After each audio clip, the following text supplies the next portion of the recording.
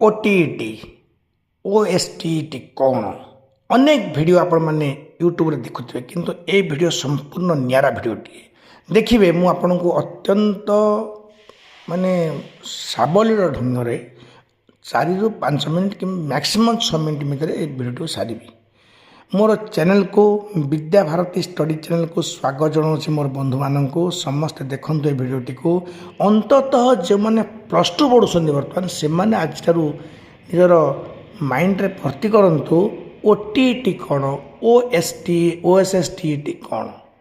BEd कौन सीटी कौन जो मैंने मैट्रिक पढ़ुं से मुंडे भर्ती करूँ +2 पिला संपूर्ण उपयोगी +3 पढ़े से पूरा बद्धपरिकर हे जे मुझे मुझे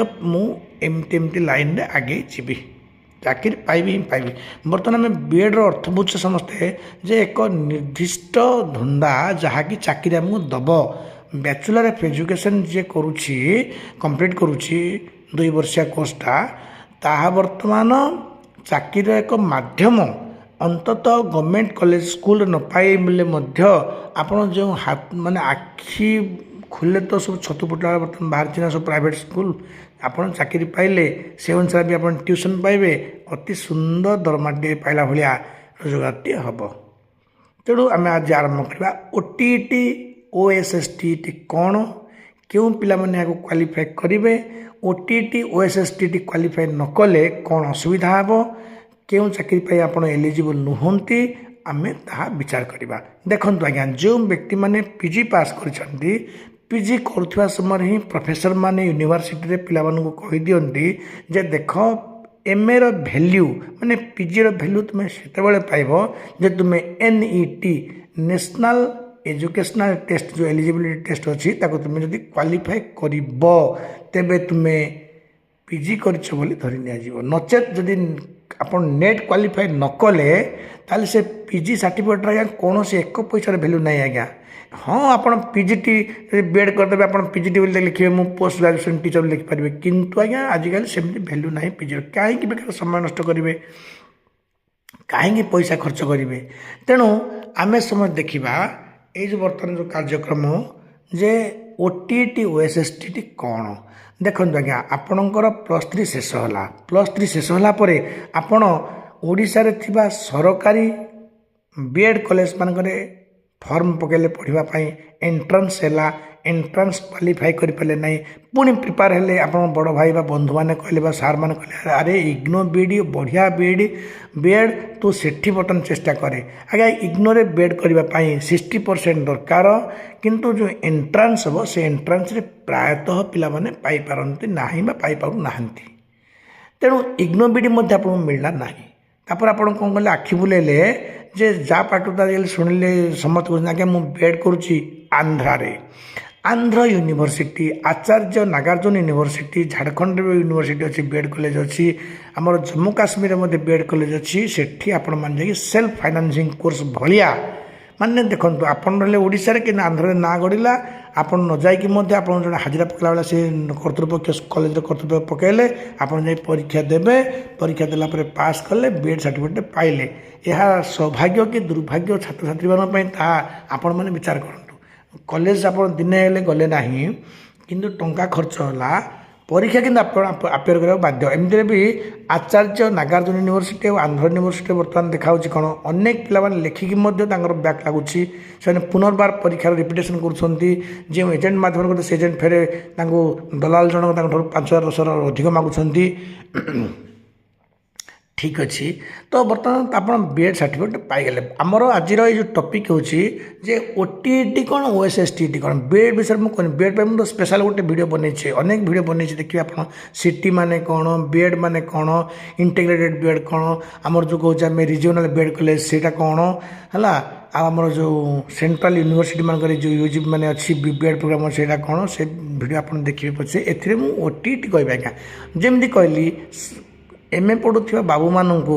आमर प्रोफेसर माने कहती एमए बा पीजी भैल्यू सेतेबेले पाइब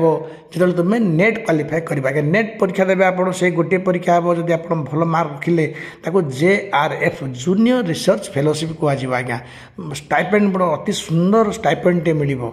बर्तमान तो जो मैंने PhD करेंगे से बाबू मानू 35,000 टंका मासिक मिले बर्तमान सरकार तरफ घोषणा कराई। तो JRF आप क्वालिफाई करने पड़ो PhD यूरेट यूनिवर्सिटी रिसर्च एलिजिबिलिटी टेस्ट से आप क्वालिफाई करा पड़ो सी अलग कथा क्या आमर कथा है कौन OTT माने मुझे कहीं कौन ना जमीतिका MA पढ़ार मर्यादा आप नेट क्वालिफाई करने को बाध्य से BA पास कलापर BD पास कले कि टीचरशिप आप OTT पास करने बाध्य Odisha teachers eligibility test Odisha teachers eligibility test अच्छी माने टीचर होगापी जो एलिजिबिलिटी योग्य होगापी शिक्षक हाँपाई आप योग्यता हासिल करेंगे से OTT क्वालिफाई करने को बाध्य जड़े BA रे फर्स्ट क्लास रखिंट से B.Ed पास कले B.Ed पास करने कौन सी माने दुर्भाग्यवशतः से OTT करना इतिमध्य से शुणी पारे बंधुणी किए कहले अरे टीचर्स LTR बाहर से कौन रेगुलर हाईस्कल टीचर RST बाहर अरे पखोनु रे तो सी पकईदे कंट्राक्चुअल पोस्ट भी बाहर सी पकईले मनकर क्वालिफाई भल नॉलेज अच्छे आज्ञा BA रे फर्स्ट क्लास अच्छी MA रे फर्स्ट क्लास था B.Ed कर फर्स्ट क्लास इंटरव्यू भल कले जड़े भल टकेटिव पर्सन बाग्मी जड़े ओरेटर जड़े पाईगले कि देखागला जो डॉक्यूमेंट वेरिफिकेशन होची से OTT क्वालिफाई करना देखो एत जड़े प्रतिभा संपन्न व्यक्ति जो कैंडिडेट जनक OTT पास करना क्वालिफाई करना बोली ये चाकरी को डिस्क्वालिफाइड कर दिज्व से चाकरी एलिजिबल हे ना सबुत भल मार्क रखिले इंटरव्यू क्वालिफाई कले कि OTT जेहतु ना एलिजिबिलिटी क्राइटेरिया से फुलफिल करूना तेणु से रिजेक्टेड हो बर्तमान ये है आगे OTT वैल्यू माने OTT मर्यादा कौन सिग्निफिकेंस कौन बुझाइली मतलब OSSTET Odisha secondary school teacher Odisha secondary school teacher माने माध्यमिक शिक्षा मैंने कौन आज्ञा हाईस्कल जदि OTT आप क्वालिफाई कर प्रथम श्रेणी रु अष्टम ये पर्यटन आप एलिजिबल होगले मतलब 9th 10th जो हाईस्कल क्वालिफाई एलिजिबल मैं चाकरी चाहते आपड़ B.Ed पर आज्ञा OSSTET अप्लाई करूँ परीक्षा दिंतु क्वालिफाई करूँ आप एलिजिबल हेले हाईस्कल टीचर आप एलिजिबल होगले जमी OTT से ये हूँ OSSTET केवल हाईस्कल बोली सेकेंडरी लगे ना OTT ये रहा ओ जोड़े एस खाली लगे दिगला कौन ओडिशा OTT एस जोड़े एस काट दूना आप OTT होगा सी हाईस्कल बोली SS लगे कौन ना Odisha secondary school teacher eligibility test होगा आज्ञा बर्तमान मुझे वीडियो बुझीपारि अति संक्षेप बुझीपारि जे OTT कौन जदि आप BA पास कर B.Ed कर OTT करना कौन इंटरव्यू क्वालिफाई कले आप you are not eligible to get that job सेमती OSSTET सेमती हाईस्कल टीचरशिप आप चाहते तेणु OSSTET आप क्वालिफाई कर रही बंधुगण आप समस्ते वीडियो देखिए सब्सक्राइब करेंगे और मोर अनेक वीडियो अच्छी देखो आज्ञा।